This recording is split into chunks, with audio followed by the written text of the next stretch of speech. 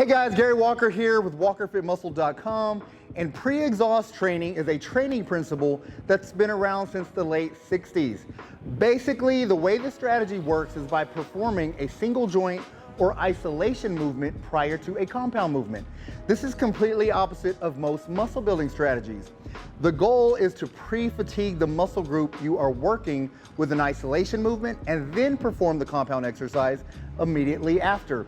This will allow you to overload the muscle maximally without your secondary muscles fatiguing and giving out first.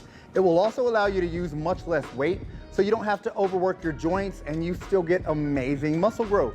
So now let's get into the actual workout. So the first exercise, we're basically gonna start with chest. So let's do that first. Chest, shoulder, and tri workout. We're gonna start with the chest and we're gonna pre-exhaust the chest muscle first, the pecs. So what we're gonna do with the first exercise is a cable fly. You're gonna utilize cable flies. Here you'll notice I'm doing more of a cable press motion. So cable fly, cable press.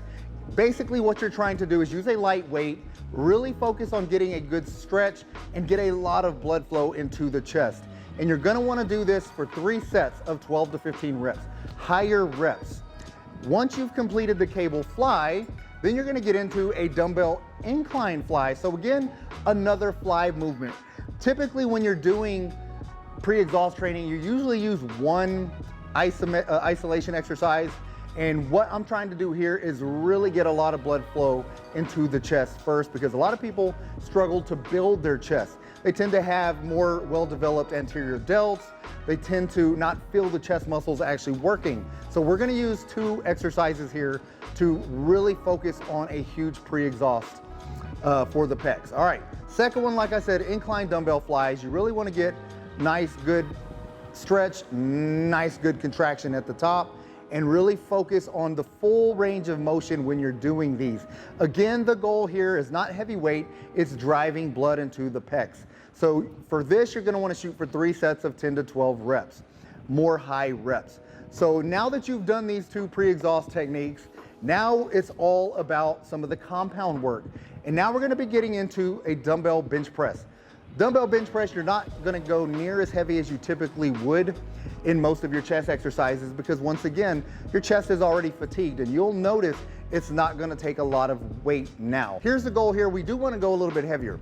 So you're gonna do 3 sets, 10, 8, 6.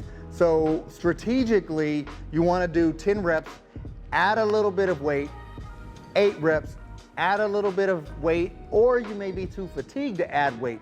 It depends on how you did with that second set. So the goal is to really max out at that 6 reps for your third. All right, once you've done the bench press, you should really be on fire. Your pecs should really be pumped up and gorged with blood. Now we're gonna get into another compound exercise targeting the upper chest, and we're gonna be doing incline press.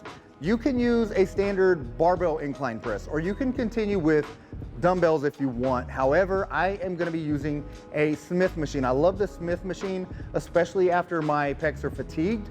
It really allows me to really focus on the pec stretch and full contraction. I get a much better mind-to-muscle connection when I'm using this. But if you don't have access to one, again, just do barbells or dumbbells. Either one will be fine, but you're gonna use the same setup. Again, going for heavier reps. So heavier weight, first set of 10, second set of 8, and then third set of 6. All right, once you've done your third set here, your chest is toast. You should really be feeling your chest. Like I said, your chest is gonna be on fire, and now we're gonna be moving on into your shoulder work. So we're not gonna get straight into a compound shoulder exercise. Once again, we are gonna continue to pre-exhaust your delts. So for this exercise, I'm choosing something that will pre-exhaust all 3 heads. So we're gonna work anterior, medial, and posterior. So you're gonna really get a good pump and burn in your shoulders when you're doing these. We're gonna be doing TYI'S. If you haven't done these before, it's a tremendous exercise. And you wanna use an incline bench, support your chest, which is gonna help support your lower back as well. And basically all you're doing, all 3 movements make up 1 rep. So the first movement in the exercise, you're basically taking your body and creating a T with it. Coming back down to the starting position. Now you're gonna go a little bit higher and away from your body, and that is going to be a Y position with your body. You're creating a Y. The last one you'll notice is palms facing each other. You're coming straight up in front of you with the dumbbells, simulating an I, a letter I. So TYI'S. All three of those movements make up 1 rep. So this is gonna be killer. So again, you're gonna be doing 8 to 10 reps here. So that's a lot of reps when you're considering 3 movements equal 1. So we're only gonna do 2 sets, but the goal here is to really drive blood into your delts, and you're really gonna feel these once you're done with both sets. Now that you've done your second set, your next exercise is a compound shoulder movement, and we're gonna be doing seated overhead shoulder presses. Again, I'm using a Smith machine because once again, I like the Smith machine when I'm really trying to isolate the muscle I'm working. So if you don't have a Smith machine, it's okay to do a barbell. It's even okay to do dumbbells. I do prefer you doing these seated. I don't want you to use any momentum.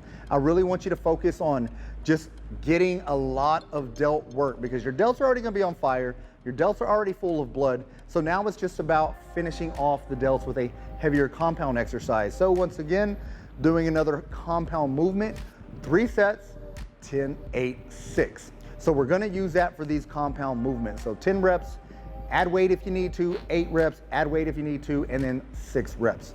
All right, once you've done those 2 exercises, that's all you need for shoulders because again, every time you work your chest muscles, you're actually working your shoulders as well. So you didn't need to do a whole lot for shoulders. So now we're gonna move into triceps. We're gonna finish off with our triceps.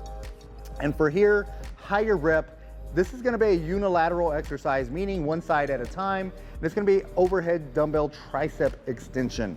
So 15 to 20 reps each side. So you're gonna shoot for 15 to 20, alternate sides, another 15 to 20, and then immediately alternate sides because you're gonna do 2 sets and you're just going back and forth like that, alternating.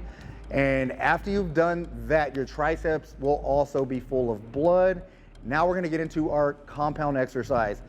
But since you've already worked your chest, you've already worked your shoulders, there's no need to really do 3 sets of a compound tricep exercise because they're already gonna be extremely fatigued and exhausted, okay? But I do want to make sure you are doing 2 sets of your compound exercise.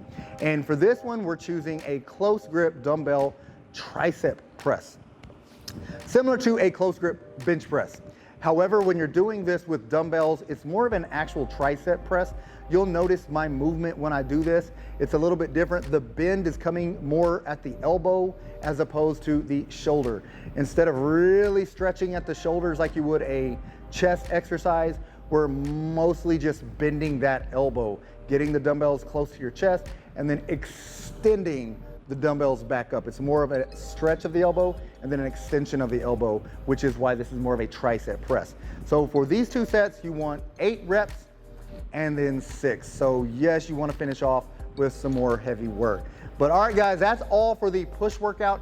This is actually a really tremendous workout, especially if you haven't done this pre-exhaust technique before.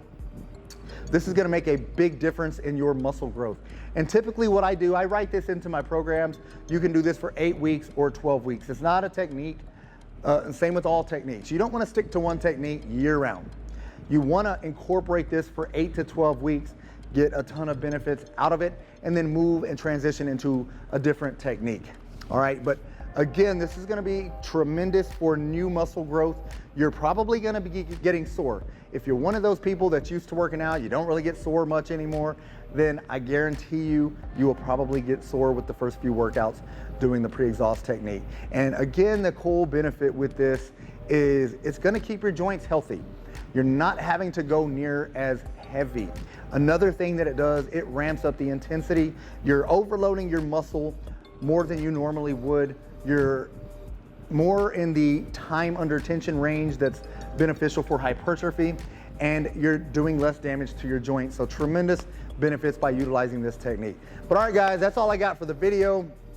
Once again, just if you haven't already subscribed, please subscribe. Also, if you have any questions about any of these exercises or anything to do with this technique, then comment below, let me know. Other than that, that's all I got. Get busy, get after it. God bless.